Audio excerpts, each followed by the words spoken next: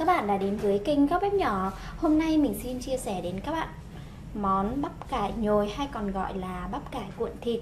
Một món ăn rất là ngon và không hề gây ngán. Các bạn có thể sử dụng trong các cái bữa cơm hàng ngày của gia đình mình. Để làm được món bắp cải nhồi này, mình đã chuẩn bị sẵn ở đây một cây bắp cải, 500g thịt nạc vai mình đã xay ra, một nắm lá rau răm, 3 cây hành lá, 2 quả trứng gà. Mình sử dụng trứng gà là ta, trứng gà nhỏ nên là mình sẽ sử dụng 2 quả. Còn nếu mà các bạn sử dụng trứng gà trong siêu thị, các bạn có thể sử dụng 1 quả thôi nhé. 1 thìa cà phê muối, 1 thìa cà phê hạt nêm, 1/2 thìa cà phê tiêu, 1 thìa cà phê bột ngọt. Lượng gia vị này thì các bạn có thể thay đổi để phù hợp với khẩu vị của gia đình. Bây giờ chúng ta sẽ bắt tay vào làm nhé. Đầu tiên là phần hành lá và rau răm các bạn rửa sạch, sau đấy thái nhỏ ra. Bạn nào mà không thích sử dụng rau răm thì các bạn có thể thay thế bằng nấm mèo hay còn gọi là mộc nhĩ nhé, và cà rốt. Cái này thì tùy theo khẩu vị của các bạn thôi.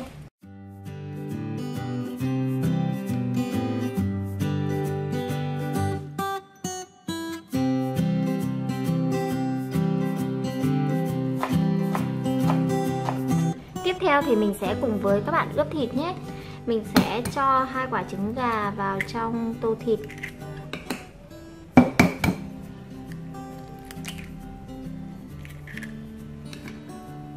Mình sẽ cho hết phần hạt nêm, muối, tiêu và bột ngọt vào cùng luôn.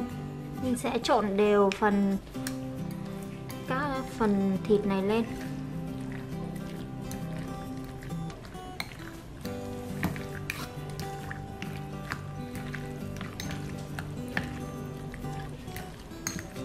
Sau cùng mình sẽ cho phần rau răm và hành lá mình đã thái nhỏ vào cùng. Mình cũng sẽ trộn đều lên.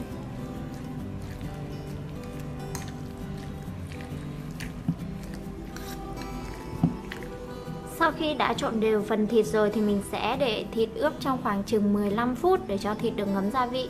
Đối với cây bắp cải thì mình sẽ cắt bỏ đi cái phần cuống, cái phần lõi ở giữa này nhé các bạn.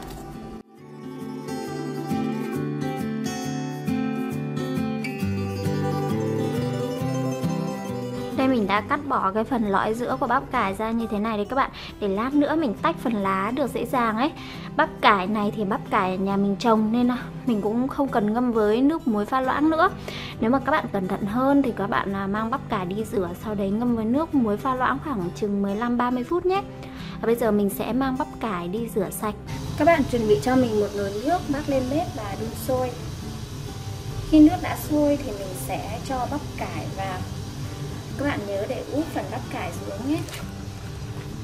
Mình sẽ cho bắp cải vào để trụng sơ qua. Chiếc bắp cải mình hơi to nên mình sẽ dưới nước nóng lên trên. Các bạn mà trụng được gật chiếc bắp cải được thì càng tốt nhé. Mình sẽ trụng sơ qua bắp cải với nước sôi trong khoảng chừng 5 phút để mình tách được các cái lá bắp cải này ra được dễ dàng này các bạn. Đấy, như vậy. Đấy, các bạn thấy khi mình trụng nước sôi thì mình tách cái phần lá bắp cải ra rất là dễ. Mình sẽ trụng cái phần lá này nó mềm hẳn.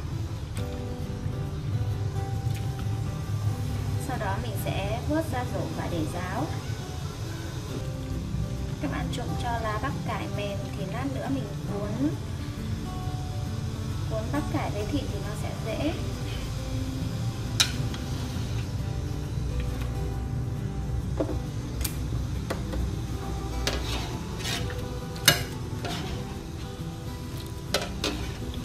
Các bạn cứ làm như vậy cho đến khi tách hết được các cái lớp lá bắp cải ra nhé. Và đây là những chiếc lá bắp cải mình thu được. Hôm nay mình chỉ sử dụng 500g thịt thôi nên là mình sẽ sử dụng 2 phần chiếc bắp cải, mình không sử dụng hết nhé. Nếu các bạn bắp cải của các bạn to thì các bạn có thể tăng lượng thịt sử dụng lên. Những chiếc lá bắp cải sau khi trần sơ qua thì các bạn để nguội bớt. Đối với những chiếc lá to ấy thì các bạn dùng kéo, các bạn cắt đôi lá ra. các bạn bỏ đi cái phần cuống trắng ở giữa này nhé. Còn đối với những chiếc lá nhỏ thì các bạn chỉ cần dùng dao các bạn gọt bớt đi cái phần cuống ở giữa là được. Thì mình sẽ có những cái chiếc lá bắp cải như thế này để mình cuốn thịt. Các bạn cứ làm tương tự đối với những chiếc lá còn lại. Bây giờ thì mình sẽ cùng với các bạn cuộn thịt nhé. Các bạn cho một lượng thịt vừa phải vào trong phần lá bắp cải.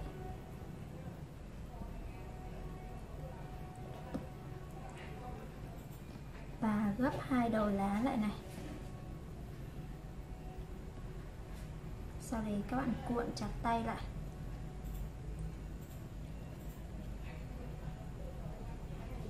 Vậy là mình đã có một chiếc lá bắp cải cuộn thịt trông rất là xinh xắn rồi đấy. Mình không cần phải dùng hành lá tươi để mình buộc đâu nhé.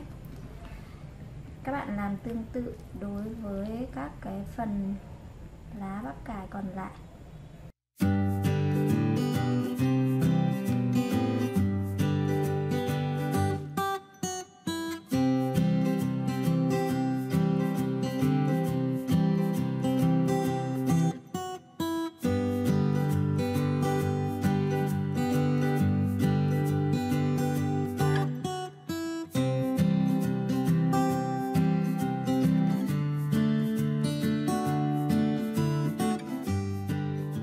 Và đây là những chiếc lá bắp cải cuộn thịt mà mình đã hoàn thành.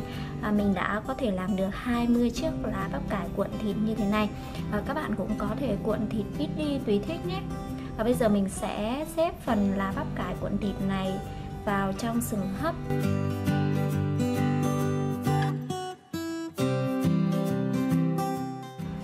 Đợi nồi nước sôi lên thì mình sẽ cho sừng lên hấp nhé. Nồi nước đã sôi rồi, mình sẽ cho sừng bắp cải cuộn thịt lên hấp. Mình sẽ hấp trong khoảng thời gian là 20 đến 25 phút cho phần thịt chín là được. Tùy theo cái lượng thịt các bạn cuốn nhiều hay ít mà thời gian các bạn hấp có thể dao động từ 15 đến 30 phút nhé.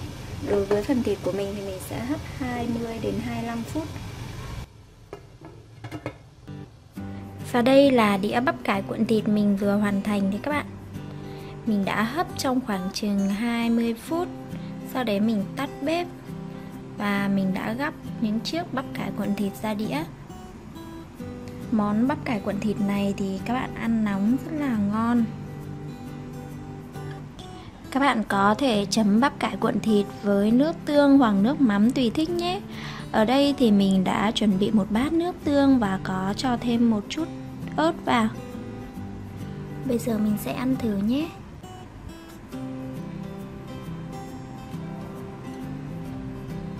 Ăn nó có độ giòn của bắp cải.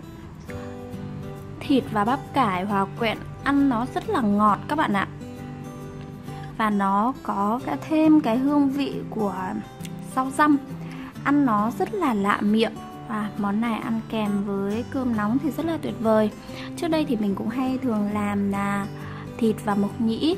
Nhưng mà hôm nay mình thử làm với lá rau răm. Mình có học được của một chị ở trên group. Rất là tuyệt các bạn ạ.